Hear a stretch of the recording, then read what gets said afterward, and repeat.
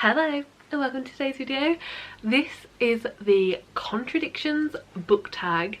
This is a tag that was originally created by Only If for a Page. I will link the channel here and have it in the description box.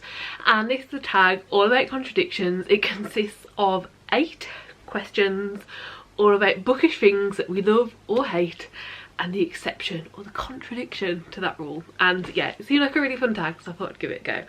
I don't really have anything else to add, so let's just get into the questions. Question number 1. I really love this genre, but I didn't like this book. I really love fantasy, and specifically like a good gothic fantasy, but I did not enjoy Belladonna. It was not for me. In fact, it was a DNF. It really was not for me, and I found it very boring and very predictable. So that is my contradiction. Question number 2. I rarely read this genre, but I loved this book. I rarely read historical fiction. It is really not a genre for me. I don't normally like the genre. I don't love it. Like, I really just don't think it works for me. But I loved Ballad for Sophie, and reading a historical fiction, I think especially in a graphic novel format, really worked. This was such an amazing book. I flew through it, I had a great time, and it really worked. So yeah, maybe reading historical fiction in graphic novel formats could work, but I don't know. I've only read the one, but this really worked for me. Question number 3. I love this trope, but I didn't like this book. I normally love enemies to lovers. I eat that shit up. I do normally read it in fantasy romance, not contemporary, but enemies to lovers, amazing, love it. However, I did not like it in Better Hate Than Never. The trope was done really bad in this. Like, the trope was bad. I didn't like it. I didn't enjoy it. But also a lot of things about this book I felt like were done bad and I didn't enjoy it. So maybe it's not just because of the trope. Maybe like there's a lot of it in there as well. But normally, honestly, even if the book's a bit crap, like normally I love when it's enemies to lovers. Like, it's a trope that I really do love. So yeah, I did not like Better Hate Than Never. Question number 4. I hate this trope, but I love this book. I don't know what this trope is called, but it really annoys me because it's normally stupid. It's like the brother's best friend slash best friend's brother slash sister's best friend slash best friend's sister. Like that genre of like, I really like this person who is friends with someone I am related to, or I really like this person who is a sibling of someone I'm best friends with. Like that it just doesn't work for me, because it's like, if you're friends with this person, if you are a relation of this person, then surely everyone just wants everyone to be happy. So like the tension and the angst that they're trying to throw into this trope of like this massive like, oh no, they can't know, I just find it so stupid. So I'm like, oh, that doesn't make sense. You're not really a best friend if like that you don't want happiness for each other. Like, you're not very good siblings if you don't want happiness for each other. It just, yeah, I don't get it. But this is meant to be contradicting it. I did like this trope and how it was done in The Right Move. This was, oh, was it the 2nd or the 3rd book in the Windy City series? It's like a contemporary romance series where I guess there could be read as standalones, but like the characters are seen throughout all the books, just each book follows a different couple. And it was done in The Right Move, and it was done really well. Because you got dual point of view, so it was like from one point of view it was best friend's brother, and then from the other point of view it was like sister's best friend. But like it just worked because they're actually decent people and they actually wanted each other to be happy. So it can work when it's done well and it's not tried to make into this like boring, like no one really cares about the reason this can't happen bullshit. So yeah, that is that one. Question number 5. I love this author, but I didn't like this book. I don't think I can answer this question. Like, I'm sorry, but like I just don't think I can. I only have a couple of authors who I consider favourites. Like, I read from a lot of different authors, and like for me it takes a lot to consider them a favourite, because a lot of the times, even if I love an author and I love everything I've read from them, it's only one series or something like that. So I don't have many authors that I consider favourite authors, and therefore I don't really have books from those few favourite authors that I didn't like, because I had to like so much to consider them actual favourite. But I do consider Sarah J Maas like a good author, like a pretty solid author for me. I do tend to like the majority of what I read from them, and I found the 3rd book in the Crescent City series extremely disappointing. I think that's the closest I can get for this question. Like, it's not a favourite author, I don't know if I didn't like it. Like, I was so disappointed by it. I don't actually know if I didn't like it or if it's just disappointing or what.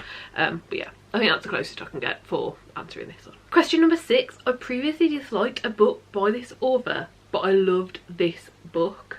Once again, I do not think I have a proper answer for this. I'm going to answer it twice in 2 different ways because honestly, look, I don't have a way to answer this properly, so hopefully these are both in the spirit of the question. Option number 1 for this answer. I really did not like the 4th book in the Demon Arter series by Darren Shan. However, I already owned all 10 and I already planned on reading all 10, so even though I didn't like book 4, I still continued on to read the rest of the series. I don't know if that counts. I really don't know if that counts. And then this is another weird one, but like option 2 of answering this question. When I was a teenager, I did actually love this book. Like, I thought this was really good when I read it as a teenager. When I reread it as an adult, I didn't really like paper towns, but like, I'm an adult, I'm not the target audience anymore, so like the things I found annoying like were probably just teen things, but I didn't really like paper towns. However, I do plan on reading Everything is Tuberculosis by the author, which I think comes out any day now as I'm recording this, so I don't know. I don't know if that counts because obviously I haven't read the other book yet, but even though I dislike this book, I still plan on reading another book by the author. However, like, fiction and non-fiction are very different, so I don't know. Hopefully one of those options counts as a decent answer. Question number 7. I love this cover, but I didn't like this book. This, for me, has to be The Betrayals. I love this cover. I'll put a picture on screen and I will try and see if I can get a picture of what it looked like under the dust jacket of the hardback as well, because that's the edition I used to own. As you can tell by the fact that I no longer own it, I really didn't like it. The Betrayals just was not it for me. I really didn't like the book. I gave it 2 stars, so I didn't keep it. It was like historical fiction, but it wasn't marketed that way. It was marketed as like a magical historical, like fantasy historical. It just really didn't feel like that. The fantasy wasn't really there, the magical elements weren't really there, and the writing style just did not work for me. But this book was stunning. I wanted it to work for me so much because the cover and the embossing of the under the dust jacket and everything, it was beautiful. It was a beautiful book, and like, if you love this book, I think that's amazing because it has such an amazing looking cover, but unfortunately not one for me. And then question number 8. I don't like this cover, but I love this book. So for this, I've gone with Terror of Dawn.